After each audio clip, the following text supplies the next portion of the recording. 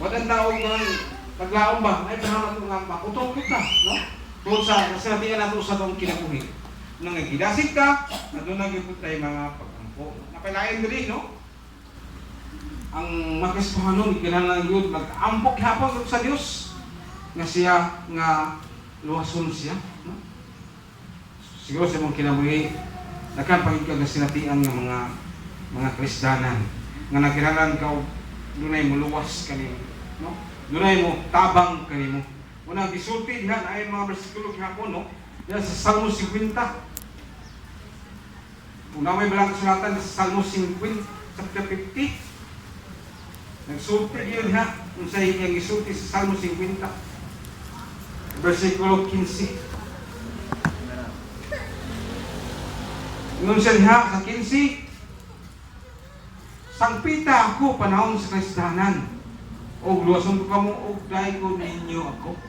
Kasi gisulti kayo. Saan niya, no? Kasi natin ka ba si mong kinabuhi, no? Kung mabot pang kanimo ang kalisod sa mong kinabuhi. Miski mo sampit ka sa ngalan ni Jesus. Anong isampit? Si Kuanan. Isa man. Kasi siya bimagyan ng isampit, no?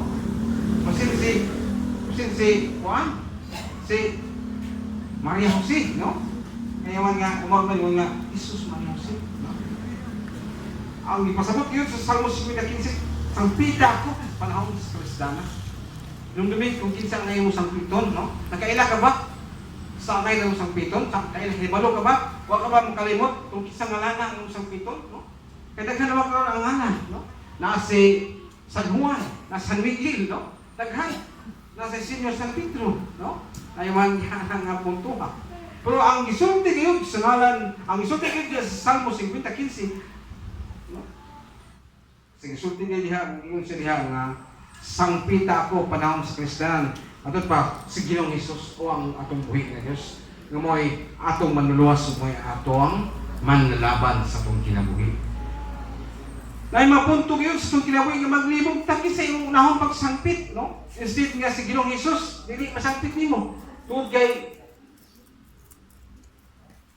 ay panahon ba na mga tao nga ano gusto ni mga mga pagtuo ba.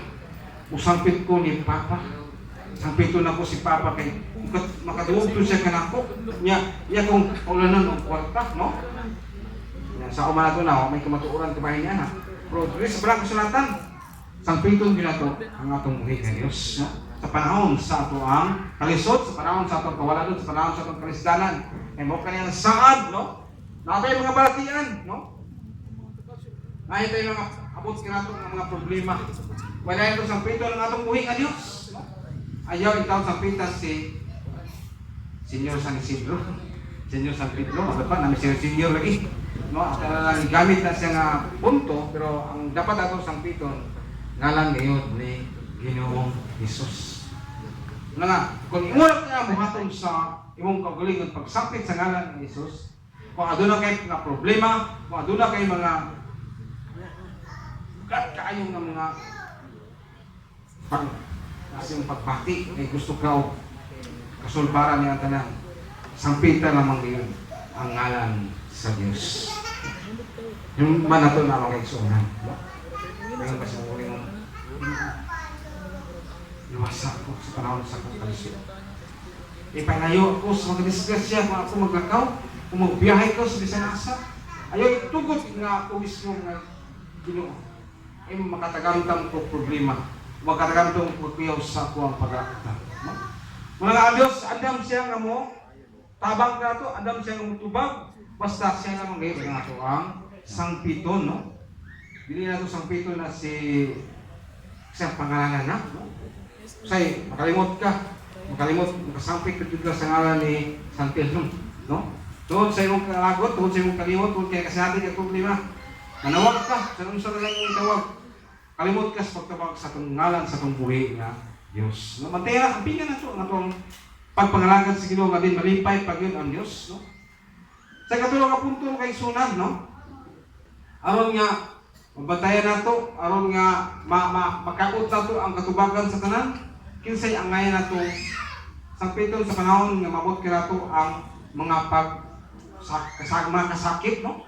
Mga pag-antos sa padihat, no? Ngunyan nga, ngunyan sa a Christian should pray to God to determine the cause of his affliction, no?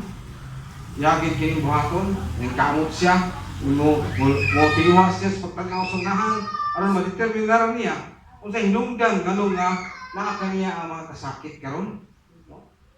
Sa isang kalimut ng lutbuta, no? Ay mga rason nga naabot nimo na siya mga kasakit kay nakagihimo nga kapalangit sa Ginoo, no?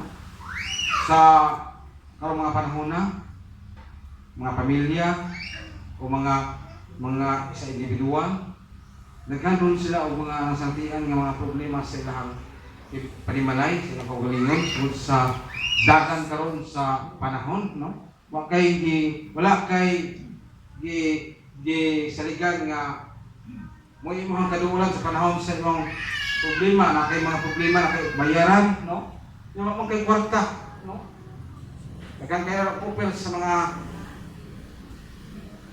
asang upel na, no? Mo suway ka kung gusto ka nga makatagamtan taon o kasumbaran sa imong problema. Ya koy wa mo kay gisaligan nga imong ikabayan diyan nga problema gid ka. So dili pag kay empleyado sa gobyerno. Dili pag kayo nga dunay nindot nga kitaan, pakilang kinitaan. Wa pa kay income, kun gusto pag pangutang nga nabihan ka nako. Problema gid ka kayo kung sa imong ikabayan, no? Wala nga, yan dahil, abot mga rin na si mga kinabuhi, kung magahimo manggaling kanya na, ang ngay sa imong buhato, no? Di ulit ka,